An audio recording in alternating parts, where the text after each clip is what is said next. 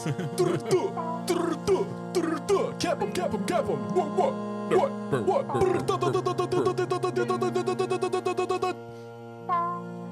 Soy, the final frontier. I'm Comrade Britain. And I am Nova Pat. These are the voyages of the starship USS Chandler Bing, our ongoing mission. To explore new Star Trek episodes, both cringe and based. And to boldly go To the finale of Season 4! Soy Trek the podcast is here. Soy Trek! One half vegan, one half queer. 100% communist. Hail Mars! Unless we have a less leftist guest. Like John Oliver! Patrick and Brandon. Talking, joking, farting, and shitting. All about Star Trek. Like our buttholes, this show is Rex. Soy Trek, the podcast is here. Soy Trek. So listen to Soy Trek right in your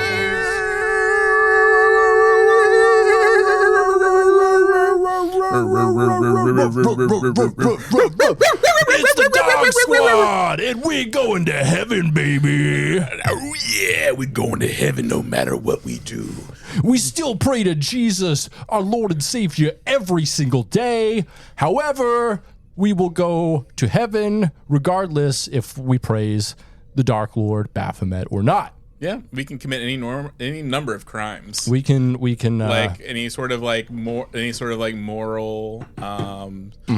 of like, you know, foul things that could possibly be banned in the Bible, and just like society in general, you can do that, and you still get to heaven if you're a dog yeah, or a werewolf. 10 commandments, more like 10 demandments, because it's God demanding unreasonable things of us. Yeah, you know, absolutely. What's your least favorite commandment?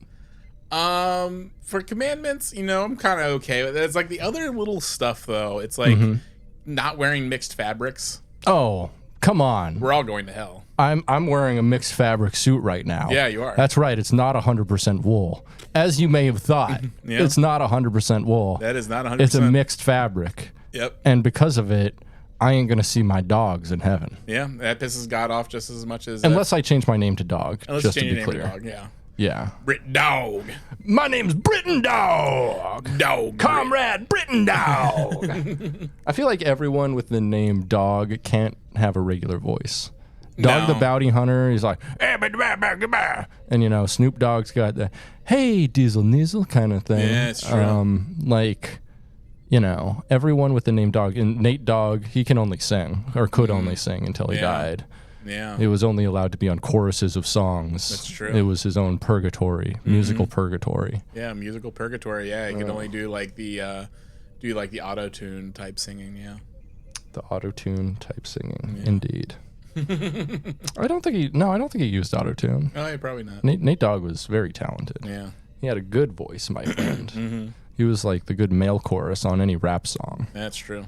Yeah. And he had a good career. I would have loved to have that sort of career where all you do is just sing on feature. Yeah, just sing like one line on someone else's song, and then I get paid. And yeah, that is nice. Yeah. I mean, but that's kind of like what a studio musician does, except he still gets like a featuring. So that's some performance credits. So that's a lot of money in royalties. Yeah, but he doesn't have to play any instruments or anything. I mean, he probably does play instruments or did. So like, but yeah, all you have to do is go in and sing and just get a paycheck, go home, and the rest of the day just like, you know, eating some good food, being a dog, hanging out in his dog den, waiting to go to heaven. Aren't we all really just kind of in a way waiting to go to heaven? Yeah, in a way. Isn't that what life is? Yeah, we're dying every day. Waiting on Heaven sounds like a very like bad indie movie. Yeah, or like some sort of like Christian type propaganda TV show. Oh, absolutely. Waiting for heaven. Yeah.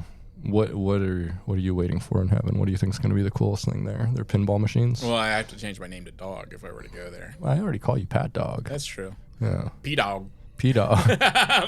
P-Dog coming at you. They call me P-Dog down to the pound. And we are also wolfmen Wolfmen go to heaven. All wolfmen go to heaven. Oh, They're wow. dogs. I mean, they're like a mixed breed dog, but Yeah. So yeah, I guess I guess that does extend to even coyotes and wolves.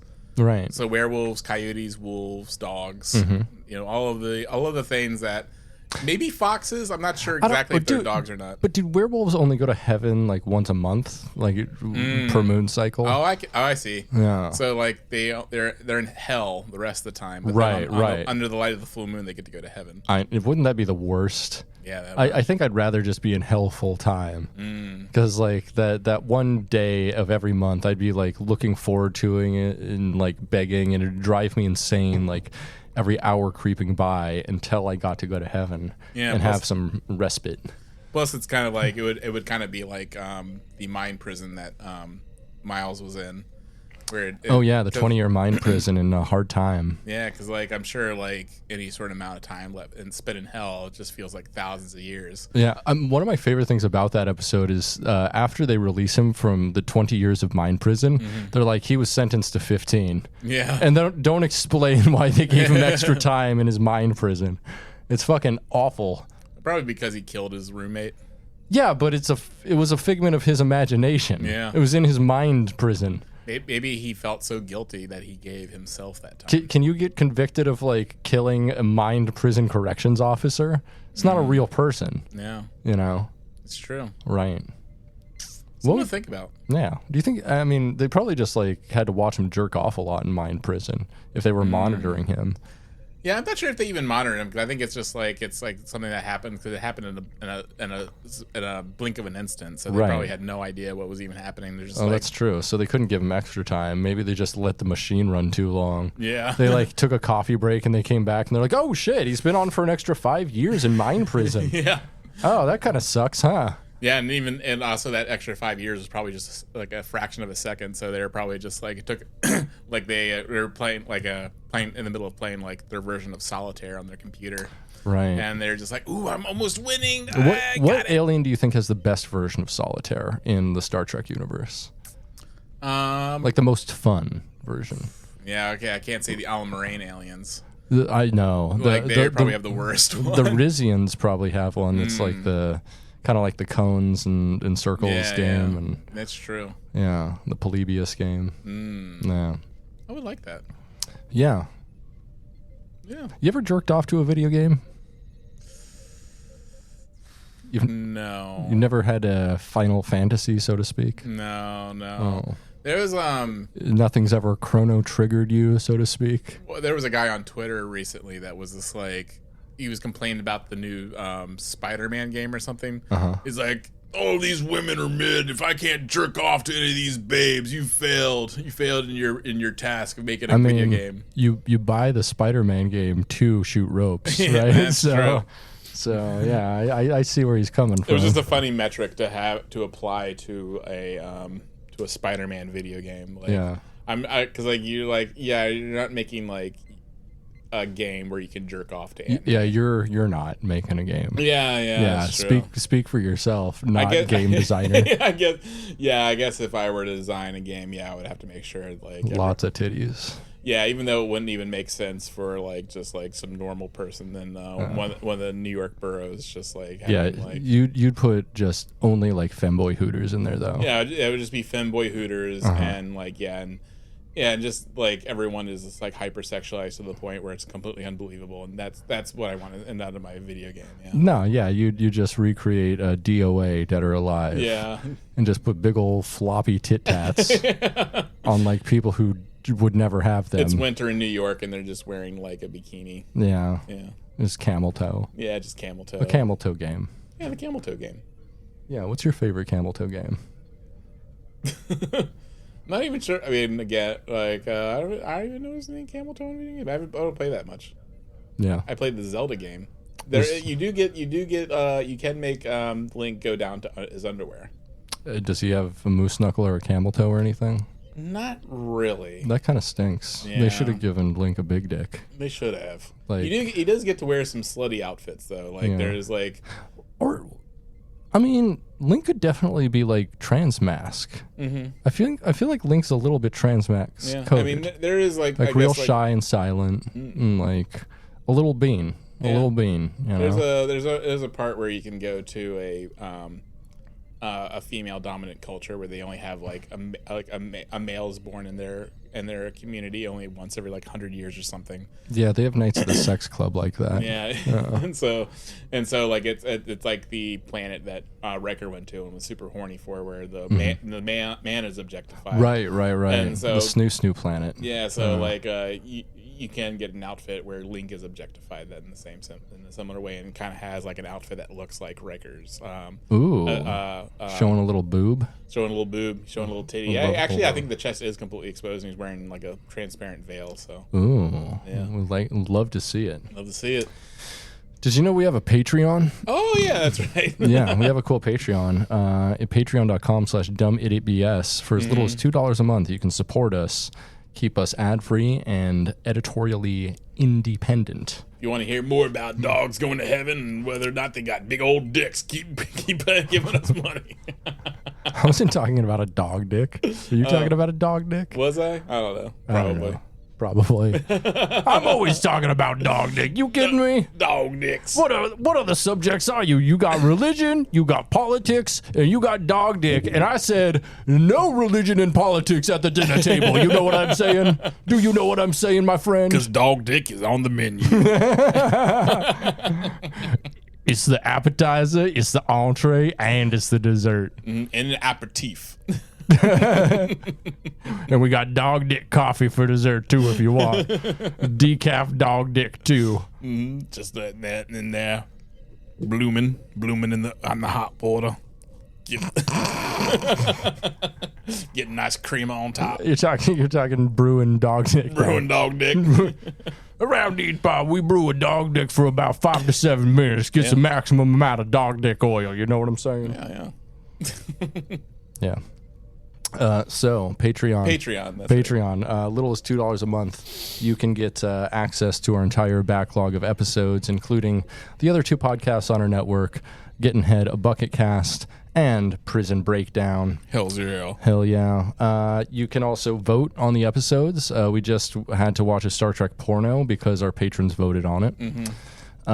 You can also give us recommendations for that voting process, which is pretty cool. Yeah. You also get all of our episodes the moment I get done making them, instead of having to wait for them to trickle out over the week. And you get them in high quality stereo instead of dog shit mono. You know, more like dog dick mono. Yeah, we sound like old time radio now, don't you hear? This is what it sounds like in mono, you dumb dickhead. Dog dick mono. Is that the disease you got from sucking a dog's dick? Yeah, I got dog dick mononucleosis. That's what my parents told everyone that I was sick when I was in high school. They were just like, yeah, Pat's got dog dick mono again. Just call it, and the nurse immediately calls animal control and child protective services. Mom, stop telling everyone I got dog dick mono. But it's what you got, Patrick. Fucking dog dick mono, piece of shit. For $5 a month, we'll mention your name on the podcast. People just like Dylan Lance, Nick Savard, Jordan Hale, David Craning Seitz, Cappies, D. Gursky, Eric and Southslope, Jormore, Tim Wilkinson, Ethan Adams, Kyle Simmons, PJ Hale, Shane Sawyer, Gillian McCrary, SFC Punk, King Penumbra, Roberto Molina, 7 of 9, James Hartman, Anna Conklin, Iggy, Abigail Simpson, Electric Baphomet, and Jonah Hearn. And I'm also missing a couple new people. I'm sorry. I'll get your name on the list next time. Oh, new people. We got some new patrons. Oh. Thanks for supporting us, everybody. We really appreciate it. We love ya. We love you so much. We go back to old-timey radio. That's how much we love you. We love you as much as cocaine and Coca-Cola. We love you as much as heroin and cough syrup. We love you as much as women not getting the vote. Could even go even further. Universal suffrage, by the way. It'd be very darker. Old-timey things are bad-timey things. Old-timey things are bad-timey things. Yeah, this is why, like, when people are like, yeah, I'm into, like, rockabilly, like 1950s and stuff like that, I'm like, oh, yeah. Yeah, the 1950s, 1960s. Yeah. Yeah, those were great years. Very. For white people. Yeah, that's why I always think, like, a lot of those people who are very into, like, the romanticizing, like, you know, an era that they haven't been in. Mm-hmm.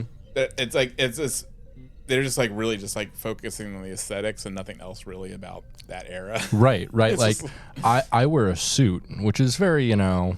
I mean, it's of any era, but it's still very, like, I feel like 1950s, 60s. Yeah. And I recognize those times are dog shit for most people, except for, like, the emerging middle white class. And also just, like, all the Rome worshippers online. It's just like, are you going to start fucking some dudes now? It's like, no, probably not. They kind of want to, though. They kind of want to, but But yeah, they're just like, it's just like, oh, no, we think this is the golden age of existence. It's like, okay. Yeah, what do you think is the golden age of existence? Star Trek. Yeah. That's what I want. That's where I want to be. What's the most attractive thing do you think about Star Trek? Just everyone. We've solved all over the world, like petty problems that have really, like pubic hair. Like pubic hair. And we've really solved those issues, and we can focus more on human progress, human development, just like exploring the better versions of ourselves that we can be, and every day, and try to bring that to everyone else, and just you know, live in harmony with each other. Sounds pretty gay, man. But that's also kind of the theme of what this episode was about. A little bit. Yeah. A little bit. So this week we watched Lower Decks Season 4, Episode 10, Old Friends, New Planets. Yeah. This one aired a couple days ago. Also, I also realized they had that title actually makes sense later on. It does. When I first watched, I was like, New Planets, huh? Mm-hmm. Okay. Yeah. It is a strange new world. It is a strange new world. So this one was released on Thursday, November 2nd, 2023. It is the 40th of 40 episodes produced in Lower Decks, and the 908th episode of Star Trek released overall. It is written by May Darmon Angelad at Tanagra, who has written 2 episodes of Solar Opposites and was formerly the assistant to Alex Kurtzman on Discovery. And after that, the assistant to Mike McMahon on Lower Decks. Okay. And this one is directed by Bob Suarez, who has directed 9 episodes of Lower Decks, so probably their most off-director. Including Crisis Point, Wedge Douge, and the 2 best episodes of this season, I think, Something Borrowed, Something Green, and A Few Badgies More. Yeah. Yeah. That's why I really like the Caves episode. The Caves was good. The Parth Ferengi's Heart Place was really good. That was good. This season has been hit and miss for me, but the hits have been pretty good fucking hits. I also like the last episode, the first part of this 2-parter. That was very good. Yeah, you're not wrong. So, and it had probably, in my opinion, like the best scene in all of Lower Decks still. Yeah. So, we open with a rare Last Time On. And it shows us the arc this season of ships being stolen from different races, and Mariner being kidnapped by Nick Locarno, who is behind it the whole time. And we'll get into it. So next, we're transported back to Starfleet Academy 13 years ago. Other cadets are telling Nick that the starburst maneuver is too dangerous and maybe he shouldn't try it, but Locarno assures them they're the best cadet pilots in the Academy. And we have several characters reprising their roles here. We have Shannon Phil is Cito Jaxa, which is awesome. Yeah, it's awesome. We also have Robert Duncan McNeil as Nick Locarno once again, as in last episode. And, of course, Will Wheaton is Wesley Crusher. Yeah. He doesn't say a lot for... He doesn't, and he kind of plays a good, like, young Wesley Crusher, though, because he, like, stumbles a little bit over his words, and, like, I'm like, oh, that's not bad, actually. Yeah. Maybe he has a career in voice acting. Yeah, maybe. So suddenly Mariner arrives to talk to Cito Jaxa, and she's fangirling way hard over Jaxa. Yeah, and how old is Mariner supposed to be here? Because I was trying to figure out how old is she in her late 20s now? She's going to be in her early to mid 30s. Oh, okay, I got you. Her character at this point in the series. Yeah. Okay. And that kind of lines up with the whole timeline thing. Okay, so she's probably like 18 here. Yeah. 17 or 18, She's just first in Starfleet Academy here, so this is like 15, 20 years ago. That's what age like Wesley joined, right? Yes. Yeah. Yeah. I mean, he became an ensign on ship before he went to Starfleet Academy. Yeah. Like 2 years prior to him going to Starfleet Academy, I think. So. Suddenly Mariner arrives and she's fangirling over Jaxa. Jaxa tells Mariner is acting just like her during her first year. Locarno vaguely describes the Starburst maneuver and how it will make them all legends, and Mariner does not feel too great about it. We go back to present day, and Mariner is asking Nick if she's a prisoner. As we saw in the last episode, she was effectively like beamed aboard and captured by, kidnapped by Locarno. Locarno says he saved her from the planet, and she insists she didn't need saving. Plus, she didn't know Locarno back when he was in Nova Squadron, and he says now they're in Nova Fleet and reveals a whole fleet of ships at his disposal. Opening credits, 3 minutes, 35 seconds. Not a very long cold open, but the last time on made it a little longer.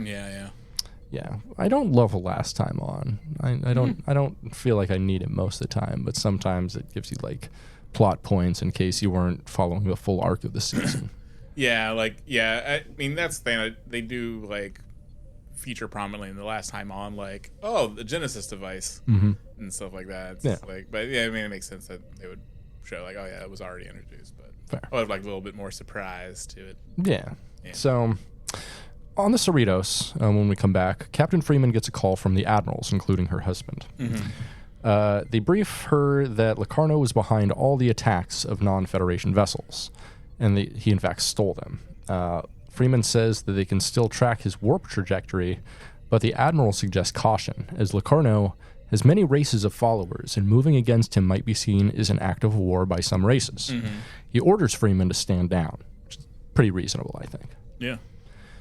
With Locarno on the one-man ship from earlier in the season, he's giving Mariner a tour and tells her that Starfleet will be incredulous when they find out a Starfleet officer has sided with him. She laughs and asks how they're sticking it to Starfleet. Locarno makes his way to the bridge, to the captain's chair, and opens a channel to all bands to address all of Starfleet.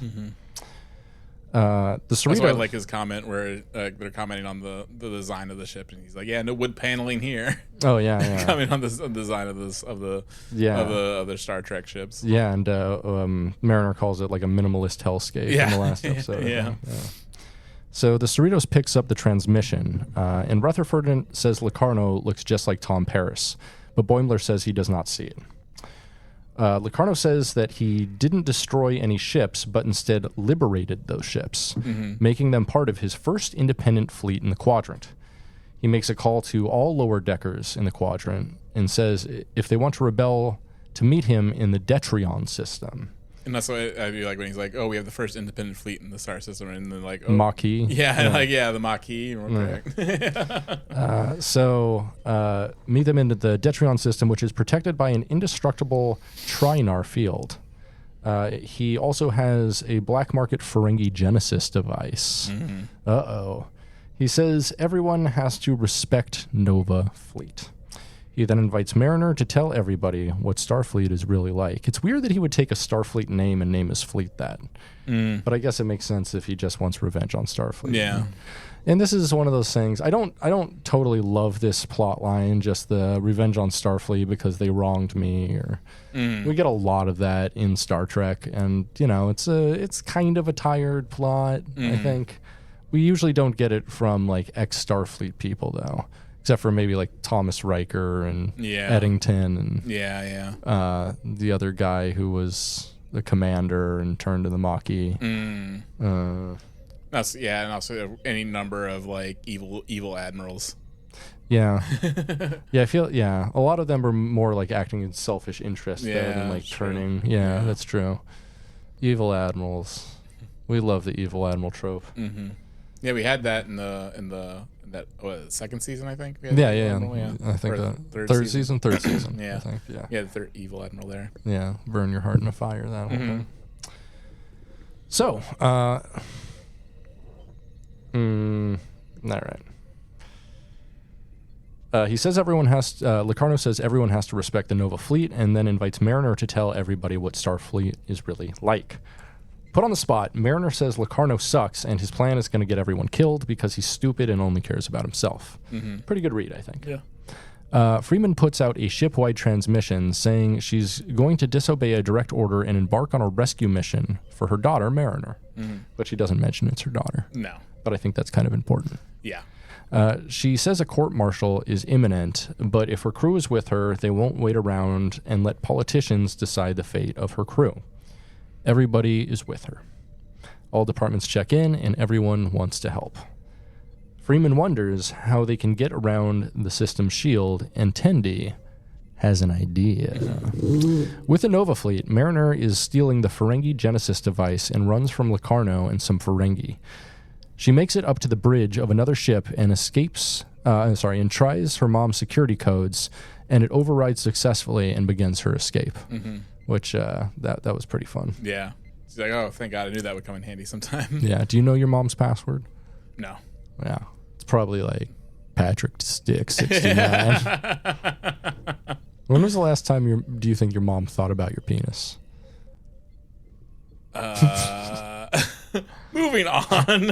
No, because if she's like a decent parent, she's got to think about it when you're young and stuff, you know? Okay. Right. Okay. And, you know, they look at like, at least when you're born, they have to like check the circumcision box, yes or no. And so they have to think about and take into account your penis at that point. Yeah, I guess so. Do you think your mom has thought about your penis since then? She probably like helped like potty train you, so she probably thought about your penis at that point. I'm going to hang myself. I got some rope. It's good, good jute. It's like I was gonna Google how to tie a noose real quick. Yeah, that's cool. I can show you. Excellent. I'll help you out. I would agree, though. Probably within the last decade. Okay, last decade. Yeah. Yeah, that's what you were trying to say. I think. Yes. I think. I don't know. I think yeah. I was seeing through the subtext. Yeah. You're able to read between the lines. Yeah. Read between the veins. Yeah. got a vein like a Snicker bar. So did you see the new Willy Wonka by Timothée Chalamet? His hat has a dick vein. That's pretty cool. Yeah. That's pretty neat. I like that. Yeah. I don't know. That movie looks like it has very good production, at least. It looks.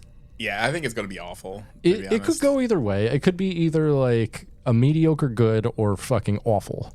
I don't think it's going to be mediocre bad or like good bad. I think the Tim Burton one is really good. Like it's hard to beat the original. Oh yeah, you can't. Gene Wilder was perfect for that role. Yeah, and everything else has felt very very soulless to me. Just the grimace shit that I've ever seen. Yeah, the grimace shit that you've ever seen. The grimace, yeah. Hey, Ronald. I'm an eggplant. Yeah, I'm like the eggplant emoji. People use me for sex. I think he's actually a butt plug. Yeah, he does look like anal training. Like because he's got like the flared base. He has a flared base, so he doesn't slip out. Yeah, he's got a flared base, and it's like he is like conical. Doesn't go in too far. Directly conical. Yeah, very conical, and he's purple too, which like I've seen so many purple butt plugs in my time. That's like one of the most common colors for a butt plug for sex toys in general. You got your purple, your black, your silver, your gold, your pink. Yes. What color are all your sex toys? Let's see. Oh, it's too many to go through. I got all the colors of the rainbow. That's pretty gay. Pretty gay, dude. Pretty gay. So with Locarno, he manipulates some Romulans into chasing after Mariner's ship. We go to Orion, and Tendi's sister excoriates her for bringing Starfleet into her house. As Tendi's there with all of her crew. Tendi tells her that showing a display of force and helping Starfleet will, in fact, embarrass them. And her sister says she's listening. Tendi asks to borrow a warship with a ton of firepower to punch a hole through Locarno's shield. Her sister says she's overseeing the merger of two giant criminal organizations and can't help right now, which in America, we just call that a corporate merger. Yeah, yes. Tendi suddenly demands barter by combat, which sounds pretty cool. Yeah. Pretty cool. So we go back to Mariner, and she tells her number one with the Ferengi Genesis device that she's taking the ship to warp, but there's a shield right in front of her. She skates along the Trinar shield, but Locarno pages her and tells her that she's trapped inside. He tells her... I always wondered, are those shields always like, do they cover all sides? Yeah, they're like a Dyson sphere, basically. Yeah. Okay. They exist in the third dimension. You know, how else would it work? Yeah. Well, I was just wondering because when she was going up, it didn't seem to have a top. Yeah. And that is considered the top, you know, wherever they're facing. Yeah. Every good bottom needs a top. So with Mariner, she tells her number one, the Genesis device, that she's taking the ship to warp, but she's trapped within the field. Locarno tells her if she doesn't want help, he'll just send her on her way. If she doesn't want to help him, he'll send her on her way, but she doesn't want him to get the Genesis device back. She shoots phasers at the shield to no effect. On Orion, the rules of barter by combat are explained. Each side chooses a warrior, and the winner gets the other one's ship. Tendi agrees to the terms. Her sister chooses a woman who Boimler calls a shax and a half. And Tendi chooses, out of the many big security men, Dr. Miglimo, the ship's psychiatrist, played by Paul F. Tompkins, who's a bird. And he's eating snacks and is completely taken by surprise. Yeah, he doesn't want to do this. No. Yeah. Oh, who would you pick for the barter by combat? Well, I mean, we see like the reasoning behind Tendi's thing, but I probably would have picked Shax, honestly, because he loves fighting. He does love fighting. He was foaming at the mouth to go in there. I mean, he would have been the obvious choice, I feel, but yeah, but Miglimo makes sense, and as we soon be revealed. We'll see. Meanwhile, Mariner flies through some ice fields in her escape, and some of her pursuers perish. She locks onto a Ferengi ship and asks them why they're working for Locarno when he doesn't care about profit. And she cites Rule of Acquisition 91. Your boss is only worth what he pays you, which honestly, that's pretty communist. Yeah. So one of the Ferengis cites Rule of Acquisition number 289. Shoot first, count profits later, which is also what they say about cum shows on webcams. Yes. I'll count my tokens after my ropes have been shot. Thank you very much. You do still want that rope, by the way? Yes, yeah. No, cool. I'm going to shoot some right now. Oh, God, no. But yeah, I was wondering, like, what the Ferengis, besides, like, they want to be free of being, just like a lower decker, like, what the profit motive is. Like, they say, like, oh, well, there is. Well, and they're in, like, brand new, like, unincorporated space, basically. Yeah, so there's always, like, in a new star system, there's always commerce to be made. Yeah, that's true. There's, What would, you need a lot of things in space. Yeah. First off, you need, like, dilithium, you need matter, you need antimatter. You need whatever the fuck they put into, excuse me, the replicators in the holodeck, the stuff that, like, makes material. Yeah. Yeah. Otherwise, how are you going to jerk off in space? You're going to use your hand? I guess so. God, imagine that. Yeah, they need to make, like, episodes about, like, the people who don't matter so much on the ship, like when the power goes down, like when there's an energy source that, like, takes away all their power, like, and they're just stuck there for a couple hours, and they're like, how am I going to masturbate? Yeah, they call it going analog. Yeah. Just like, oh my God. Yeah. Yep. just They've got, like, a Data or, like, Spock character who's, like, explaining, before first contact from Zeph from Cochrane, people used to use their hands for this kind of thing. They're like, what? No, not beams of light formed into a hole. Yeah, they don't have the setting on their sonic shower to suck you off. Like, what the hell? Because the sonic shower has to be able to, like, suck you off, right? Or at least just do some sort of sound that allows that. Oh, it does sounding. Yeah, literally. Sticks a chopstick in your dick. Yeah. What would you sound with if you had to? If I had to? Yeah. If Someone kidnapped you, and they're like, "We're sticking something in your dick, and you got to choose." I guess it would have to be something that without sharp edges. A pipe cleaner. Yeah. No, pipe cleaner is very sharp inside. Yeah. Like, it looks fuzzy on the outside, but it's got that metal center, so I probably wouldn't choose that. Yeah. But but I think it would have to be like silicone, something very smooth, very not have any points on it, because I can tell you think about this often. well, I got a long drive home, baby. I got to think about something. Yeah. So, Mariner vents some coolant vapor and freezes the Ferengis pursuing her, and then hides among the ice fields. On Orion, Dr. Miglimo is facing combat from a giant Orion. Boimler says he's going to have to start over with a new therapist. Tendi tells Dr. Miglimo to fluff his down, and he does, giving the Orion an allergic reaction. She passes out, but on top of Dr. Miglimo. Yeah, crushes him. Yeah, which is what he likes. Yeah. That's what I like him to do. Mm-hmm. But I'm surprised they didn't consider that to be a draw. Yeah, because they both passed out at the same time. It should have been a draw, honestly. Yeah. I was just like, wait, no, that was a draw. She was on top, but also she's unconscious and he's struggling underneath her. Mm-hmm. I'm like I guess it's a pin. Yeah. Technically, maybe. I don't know. So Tendi's sister declares herself the winner and says Cerritos is hers. They go to transfer the ship, but Tendi says she has something that her sister wants more than the Cerritos.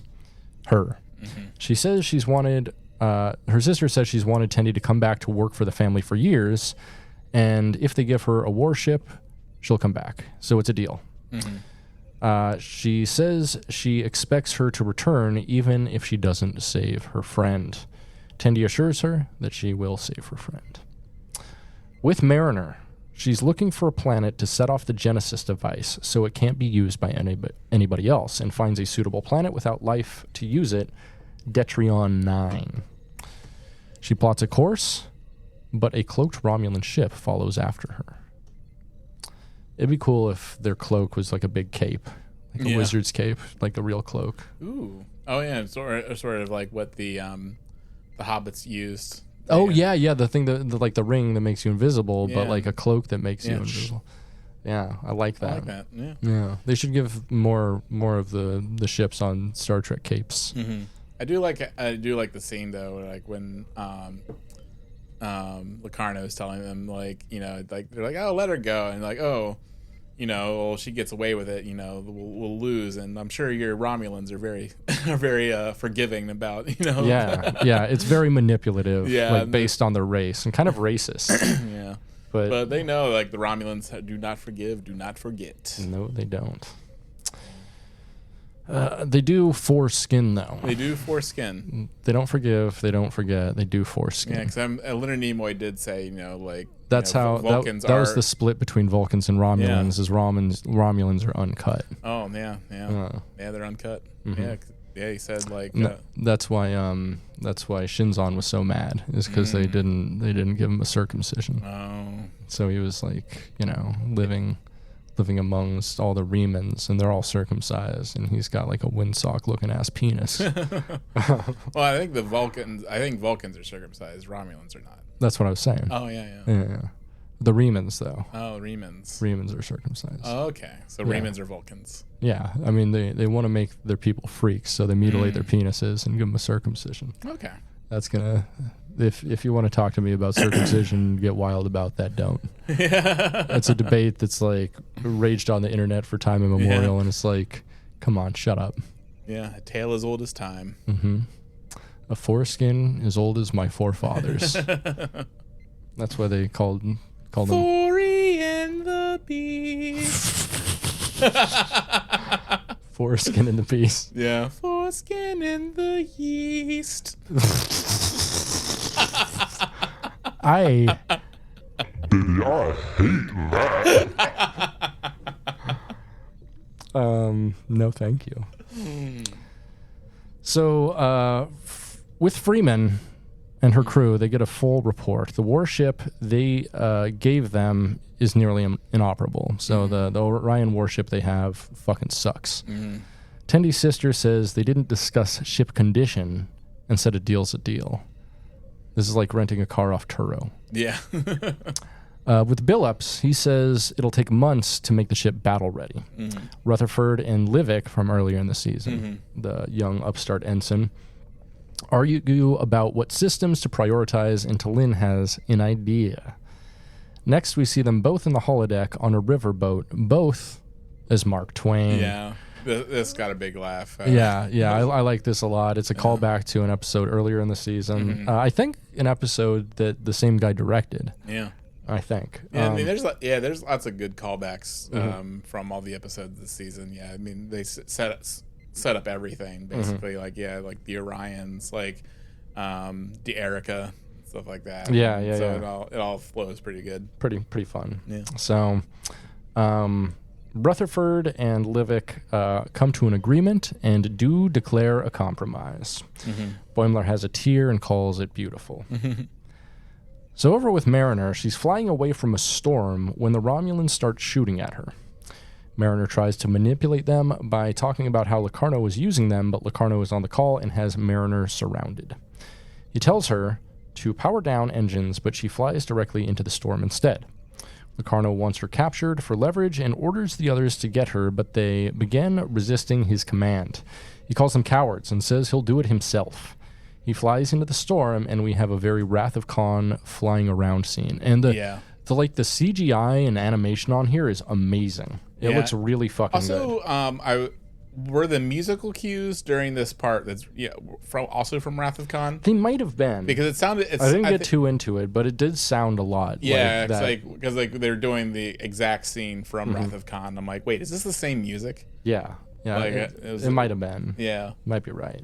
You may be crazy, but it just may be a lunatic you're looking for. Turn out the lights. Come on. This is a Billy Joel podcast now. Sing with me. God. Sing with me. I don't know that much Billy Joel. Sing it's a song, a piano man. Sing us a song tonight. 'Cause we're all in the mood for a memory. And you've got us feeling... all right. Billy Joel not on Star Trek. That sucks. Yeah. Yeah. I don't feel so good about the Star Trek future if they have Beastie Boys but no Billy Joel. Yeah. I mean, that's for the best. I hear Billy Joel's kind of an asshole. Yeah, you do. Yeah. I bet he eats asshole. Probably. Yeah, he seems like a guy. He's got that goatee. He probably rubs it up in the butt. Good for him. Yeah. And he's like, use me like your toilet paper. I want you to use me like your toilet paper. I'm a dirty, dirty boy. I'm a dirty, dirty piano man. Use me as toilet paper. I'm the toilet paper man. I don't like the song at all. So Locarno, flying around in this Wrath of Khan scene, gets hit by lightning and calls Mariner and tells her to give him the device. The two argue, the Genesis device, about duty and commitment to Starfleet. Locarno calls her another apologist for a broken system.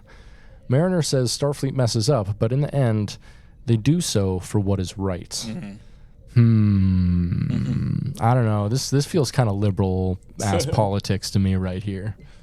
I don't know what you got out of this, but this feels like almost like American apologism.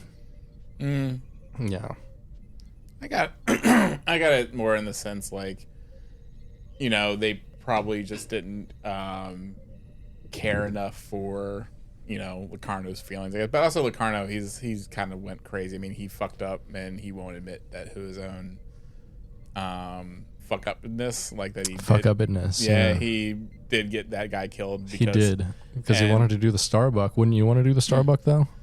I mean, not put yourself in his shoes, in his Starfleet boots. But I mean, he's doing the apologism. he's for himself. For himself, yeah. Can you be an apologist for yourself? I feel like that's called being yourself. Yeah, right? But I mean, like doing your actions. But I mean, he fucked up, and he's been stewing on it ever since, and. He's been stewy on it ever since. He's a gay baby. Oh, I'm going to kill you, Lois. Because I want to have sex with the dog. I'm going to kill you, Federation. Brian's going to heaven because he's a dog. Yeah, but I mean, I I mean, it's gonna be. I think he's gonna come back next season. Locarno? Yeah. You think he's gonna be like an Artemis? You think the Agamis? Those two are gonna team up? We'll get to it. Because Agamis Yeah. might still be evil. We don't know. Yeah. So, Mariner brings up how Josh from the Nova Squadron died because of Locarno's ego, and Locarno yells at her to shut up before he gets a hail from a Ferengi telling him there's a massive Orion warship right outside of the system. Boimler is left acting captain of the Cerritos. Mm-hmm. He gets a call from the Admiral, Freeman's husband and Mariner's dad, who wonders where Freeman is, and Boimler doesn't explain and defies an order to return immediately. Mm-hmm. The Cerritos goes to full impulse, towing the Orion warship, and it slingshots the warship into the shield and rips a massive hole in it. And this CGI was like really cool. Yeah. Really good animation here. It almost reminded me of like Prodigy. Mm-hmm. So Freeman flies her crew through the hole in the captain's yacht. Yeah. And they mention it's like the first time they've ever seen the captain's yacht used. Which is very hilarious. Yeah, because you never see the captain's yacht used, even though like every ship has one for some reason. Even though they could it's like a giant shuttle that they could use for more stuff, but no one ever does use it really. So with Locarno, the other races are arguing amongst themselves. Locarno says they must follow orders since it's his plan and his system. All of his allies leave him. Mm-hmm. Suddenly, Locarno sees Mariner's where did they go? ship. I mean, they're still surrounded by the Trinar field. That's very true. Yeah. They're just going to hang out in the corner. They're going to hang out. We're going to go to the corner of the system. You think they would be like, oh, yeah, we can't leave until we kill this guy. Right. Or did because the Binars left, did that mean they also lost the... That's true, yeah. Okay, because I think the Binars were maintaining the field, so they probably turned it off after that. Oh, yeah. Okay, that makes sense. So suddenly, Locarno sees Mariner's ship and shoots off in a cell. She activates the Genesis device. Locarno beams onto her ship and points a phaser rifle at her, telling her to get away from the Genesis device. But she has already started the countdown. He tells her he graduated from the top of his class and he knows how to disarm a bomb. She tells him he didn't even graduate and attacks him. Which this was a cool scene, I thought. Yeah. It's a good climax here. Mm-hmm. And I climaxed too because I was masturbating the entire time. Yeah, it is good. Yeah, because they are kind of like Nick Locarno and Mariner are very similar characters, except Locarno is like the dark side of that. Where Well, Locarno doesn't have the privilege of having a mom who's a captain and a dad who's an admiral. Yeah, that's true. So I mean, I get it. It is like a class thing too. He wanted to be in Starfleet and he's not allowed in that class. Yeah. Yeah. But also, the way Mariner could have gone super, super bad. She kind of was this season where her trajectory was. Yeah, she was just self-destructive more than anything. Yeah. She wasn't really trying to bury anyone with her. She was just very self-destructive. Yeah. So Mariner tells him that deep down he's not a murderer, and he says his perfect life was taken from him by Starfleet, and now he's getting it back. Suddenly, Mariner beams out and appears on the captain's yacht. Mariner pages Locarno and begs him to come with them, but he's reactivated the shields, and it's impossible to beam him aboard. They take the captain's yacht to full impulse right as Locarno disarms the bomb. But it's a Ferengi bomb, and it has a paywall, and asks for 2 bars of latinum. Locarno decries Ferengis and calls them... And then he blows the fuck up. Yeah, I can't believe they allowed that on, even a streaming service. Yeah, really. It was kind of very offensive. Yes. To me, at least. Woof. As someone with larger ears. Yeah. So, back on the Cerritos, Freeman is getting chewed out by her husband, the Admiral. But because she was able to open... that Admiral isn't her husband. Oh, it's not? No. Her husband is the guy that's voiced by Phil Lamar. That's another Admiral. Oh, it's another Admiral. Yeah, that was chewing her out, yeah. Oh, shoot. Okay. Well, I feel bad now because they're both black admirals, and I guess all black cartoons look the same to me. I'm going to take some cartoon sensitivity training. Yes. I pledge to be better and try to get better. Be best. Yeah, I'm going to be my best self because, Black cartoon lives matter. Mm-hmm. Absolutely. So, anyway, so Freeman's talking to the Admiral, who's not her husband. Yes. But looks kind of like her husband, maybe. Or maybe I just haven't seen her husband in a while. Yeah. He was kind of in the beginning. He was in the beginning of this episode. Oh, okay. Yeah. So I did call her husband the correct one time, but not. Yeah, like he was like when they were first talking, like it was like Phil Lamar's character, because he was in the beginning. Then it was that other admiral. I don't remember what his name is. Yeah. Yeah. Okay. So, anyway, because Freeman was able to open diplomatic relations with the Orions for the first time in history, Command is pleased, and she will not be charged with anything. Starfleet will be avoiding repercussions for all those who joined Locarno. Now they have to deal with the new Genesis planet, Locarno, which they named because it has its DNA in the planet, that will one day be used for refugees. Aww. Mariner gets back on the ship, and the lower decks crew hugs her. She apologizes for processing some heavy stuff lately and taking it out on everybody else. She says maybe she won't self-sabotage for now, right as she walks into the bar and yells, "Let's get drunk!" Rutherford walks past Livik, who he sneers at. Yeah. Apparently they're only cordial when they're twaining together, which I liked. I like that they're making twaining a thing. That is a good word that can be used. And like, we're only good when we're twaining. Hell yeah.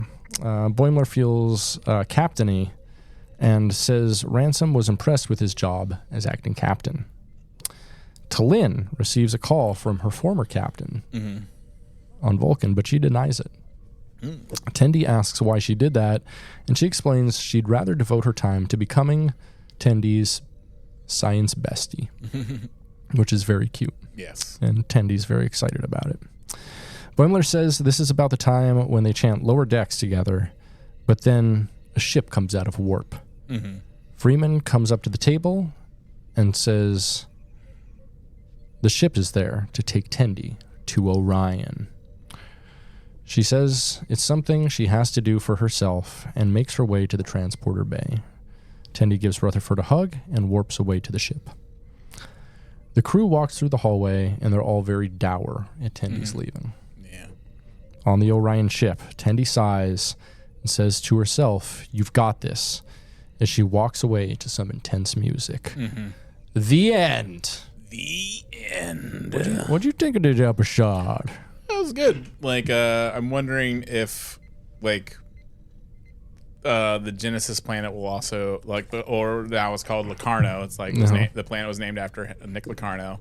Yeah. And it's going to be used for refugees. And I'm wondering if they're going to also do, like, the plot of, Star Trek 3, where Nick Locarno is reborn or something. Oh God! Well, I mean, his DNA is in the planet, so I wonder if the planet is going to like have his mind. Yeah, have his mind. That would actually be a cool plot, I think. Or there's an entire race of like native race that grows there that are all Nick Locarnos, and it'll kind of have a joke where that there's also like some Tom Paris who looks just like Nick Locarno, and then there's like a whole bunch of just planets of just nothing but Robert Duncan McNeil's. That could be fun, or it could be like almost an origin story and explain like how God came to be on Star Trek 5. Oh, like if like God was like part of the planet and he wanted to like separate himself from the planet, which is why he needed the starship. Yeah, I hope to see something like that, and I'm looking forward to whatever they do with like because now the Vulcan girl, she's now replaced Tendi on the show. T'Lyn, she's replaced Tendi. I mean, Tendi's still there, but she's just not going to be on the Cerritos for a while. Yeah, it could be just an episode. We don't know because like Mariner was only gone for like an episode or two with the archaeology lady. Yeah, they'll probably have like a couple episodes where she's like, wrests control of the Orion Orion Empire for herself. Yeah, that'd be interesting if we got some more political stuff out of it. She could potentially be like a villain of the next season. She could, like a reluctant villain. I think would be interesting. Yeah, like she doesn't want to do what she's having to do, but like her hand is forced. Yeah, her hand is forced, and that'd be interesting. But then somehow return. So it looks. I did like this episode a lot. Like I did like also like the references to Wrath of Khan, obviously, like lots of Wrath of Khan, basically the same ending as the Wrath of Khan, where they're having like the final battle in a thick nebula, a thick storm, storm, or they can't see each other really. A game of cat and mouse and hunting each other, and then ending with like the Genesis device going off and creating a new planet out of thin air. That was fun. And and Robert Duncan McNeil was a real joy in this one. He is, and also this marks like Robert Duncan McNeil is tied with Jonathan Frakes for legacy characters appearing in Lower Decks. Oh, interesting, because he's appeared both as Tom Paris and Locarno. Yeah, and what's his face has he appeared as Thomas Riker? No, or just Will. I did think it would be funny if they did include Thomas Riker, because I would have liked to see what happened to him. But I did like how like they kind of like filled out what. Because they do mention Thomas Riker. They do, They're talking about the former Starfleet officers that they need to like pick up. Yeah. I was hoping like Thomas Riker was going to appear. But that would have been fun. Yeah, I did like, we do get to see what actually happened to Nick Locarno after the events of him getting pushed out of Starfleet Academy and stuff. Yeah, it was interesting. Like, as you said, like we have seen like the character seeking revenge against the organization that rejected them before. But, it was interesting to see Nick Locarno have like that sort of character return, bring it back to kind of like expand like the mythos of Star Trek and stuff. Yeah. So now that we've watched the entirety of season 4 of Lower Decks, what do you think about the series so far, and what do you think about season 4? I like the season. Like there, it had some kind of sleeper episodes, but I thought like it did good. Like I thought they had a pretty coherent narrative throughout the season. Yeah, I even like the break episode Caves. I thought that Caves episode was a great way. Caves was pretty good. I honestly thought it started out pretty slow, and in as much I think the first 2 episodes might have been my least favorite in the season.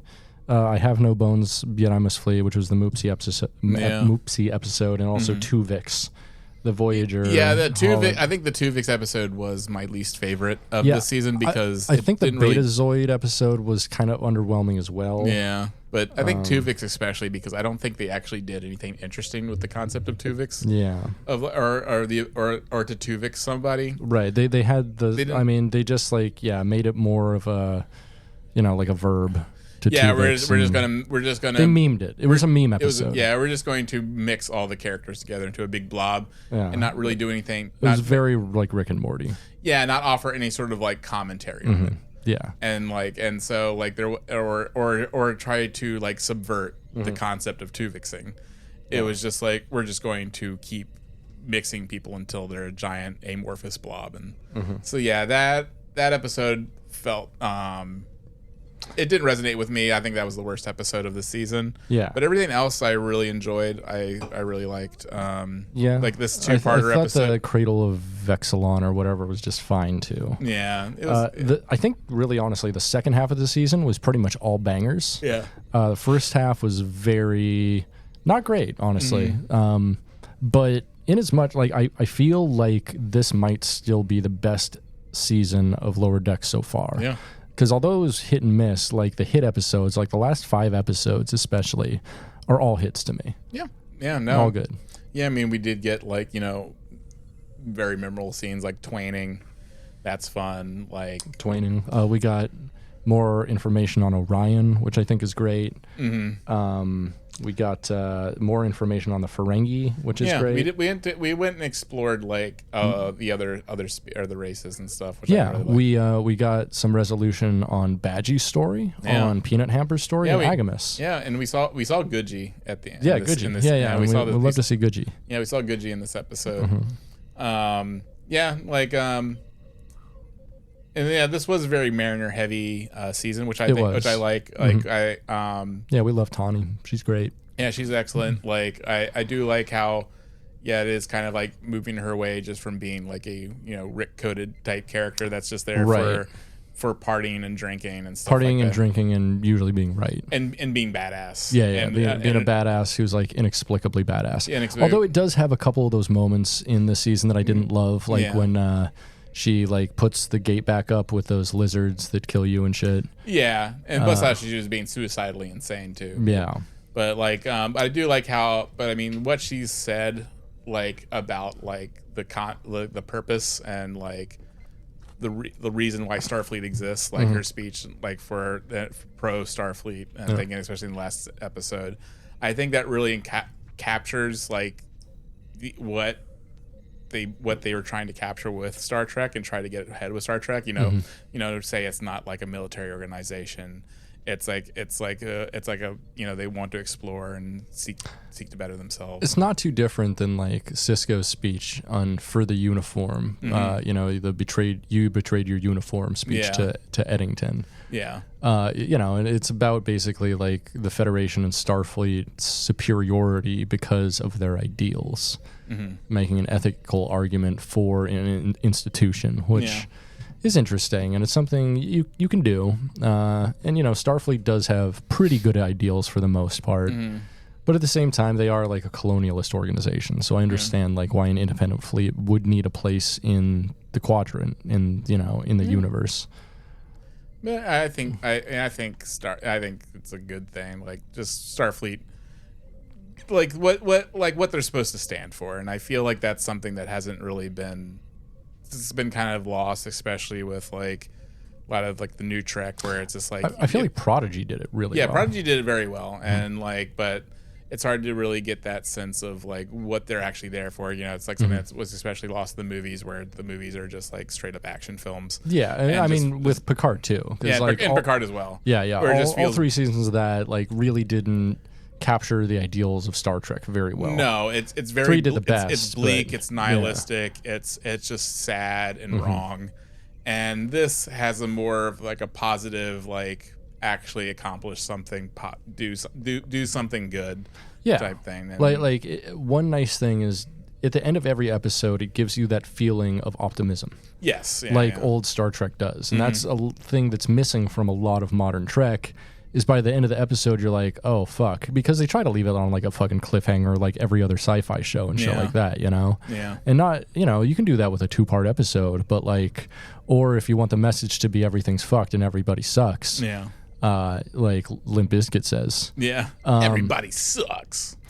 I mean, you can do that, but it's not a very Star Trek thing to do all the time. But I feel like, especially in Discovery, they do a lot of like very dour, dark stuff. Yeah. That doesn't resolve or make you feel hopeful until like maybe the very end of the season.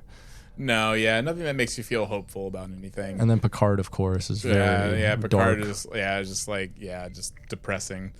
So I do like them try to like kind of bring that sort of feeling back, and I feel like Mariner kind of just like still upholding those ideals.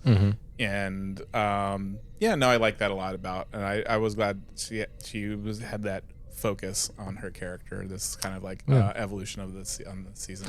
Yeah, it kind of resolved like her main character like flaw and the ethics of her character in a way, and like finally like reconciled them with Starfleet and her job. Yes, which is something that it really hasn't done so far. It kind of did that when she came back to Starfleet in last season after doing her little archaeology thing. But it's a pretty good season. Yeah. Pretty good. I'd say overall I'd give the season like a 7.5 out of 10, something like that. Yeah, I like the season a lot. It was great. Yeah. I'm not sure I'd call it like peak Trek in my opinion, but it's good Trek. Yeah, and I think it should be watched if you're a fan of Star Trek and like funny jokes. Yeah, because it's got some funny jokes and some good gags. Yeah, and just a couple episodes, that probably aren't the best. Yeah, just like the Tuvix episode, I was like, I don't even really remember it that well. Yeah, and we only watched it, 2.5 months ago? Yeah.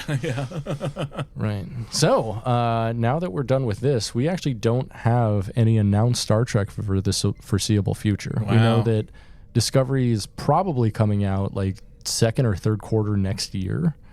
So, but that's almost a year from now. It feels like way too long. Right. So I feel like and it depends on like Prodigy, because Netflix bought Prodigy. Because also, fourth season came out like 2 years ago. 2 years ago, yeah. Right. So it's going to be 3 years in between seasons. No one's going to fucking remember that shit. Like no one's going to be like.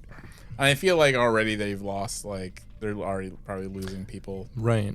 to other projects. Like Michelle Yeoh is already like in that time has her like The got even time more for popular. the time for them to use Michelle Yeoh has really come and gone. It's gone. Like she's too hot of a commodity for that. Like, Right. Yeah. And they didn't lock her in like they should have. But at the same time, she probably knows her worth and knows that her star was rising again. Because, Michelle Yeoh's been on the scene for a long time. She's like, was like great with, worked with Jackie Chan. Yeah. Like, was a great martial artist. Yeah, absolutely. Yeah. She's in Crouching Tiger, Hidden Dragon. Yeah. And like, Great film.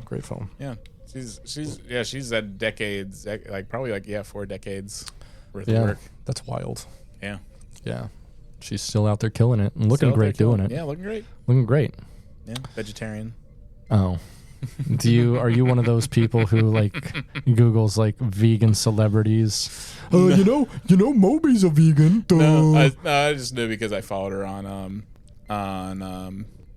social media and she mentions it. And I'm like, oh, that's nice. Oh, nice. Did you know Moby's a vegan? Oh yeah. He says it all the time. I know. Yeah. Do you think he's fucked an animal before? No. I mean, yeah, that no was a little too immediate. You've seen that guy.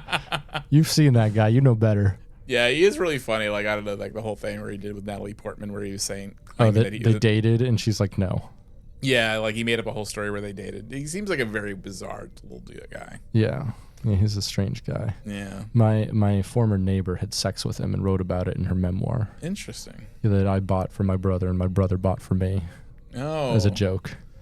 Oh, nice. Oh, wait, is that the one that gave you the dead body? The dead animal? Yeah, the parts of the owl. Yeah, the parts of the owl, that's right. The one that like smoked DMT 30 to 40 times a day for 49 days straight. Cool. Very cool. I mean, It's good for the mind, man. Are you even sure that she really did have sex with Moby? I mean, Yeah, maybe, yeah. I mean, I don't think anyone who does that much DMT and also just like gifts dead owls to people, can you really take their word on anything? I don't know. Like, she actually used to be like hot, like back in like her 20s and stuff. And I've definitely I've known her for maybe like 5 to 10 years, and I've seen her mental decline in a way. Yeah. So maybe at one point Moby was like, "Oh hells yeah." Yeah. At some point, Moby's like, "Fuck it, it's a groupie. I'll fucking lay some animal rights dick into that. I'll pretend it's a dog." Yeah. I don't think Moby would have liked being gifted a dead owl though. You're totally right. Yeah. I think he probably would have been very anti dead owl gift. Yeah. That's a good point. Well, this has been a MobyCast. This has been MobyCast. Can you imagine a Moby themed podcast? That no one would listen to it. I think Moby has a podcast. Does he really? I think that sounds right.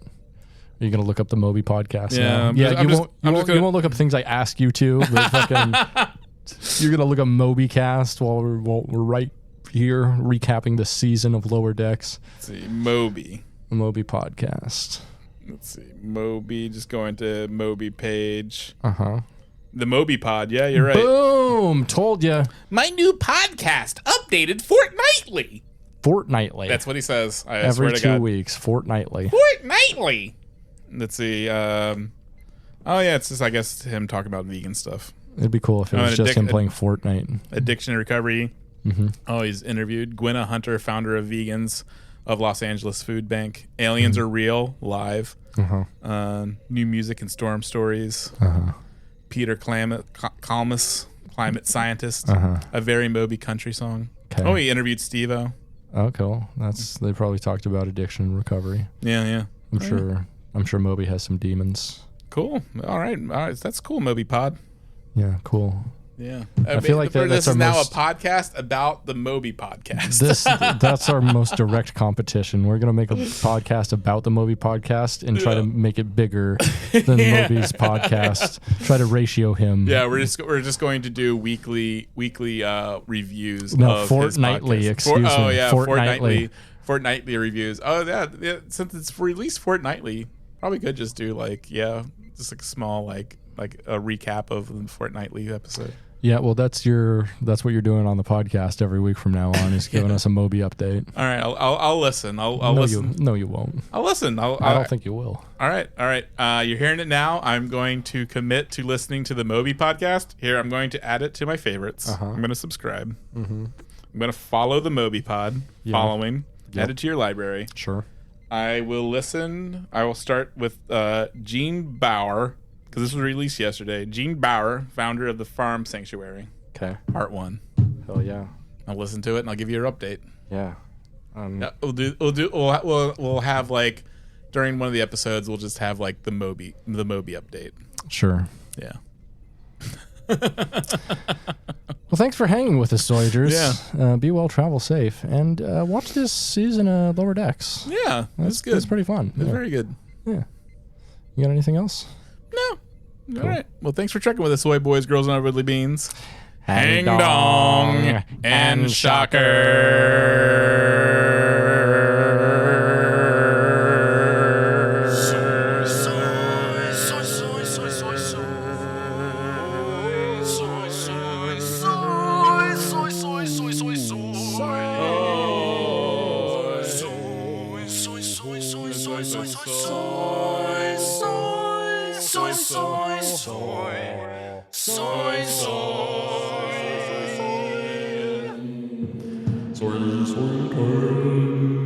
It's deep and it's low. It's deep and it's low. It's deep and it's low. And it never finds out. It's deep and it's low. It's deep and it's low. It's deep and it's low. And it never finds out. It's deep and it's low. It's deep and it's low.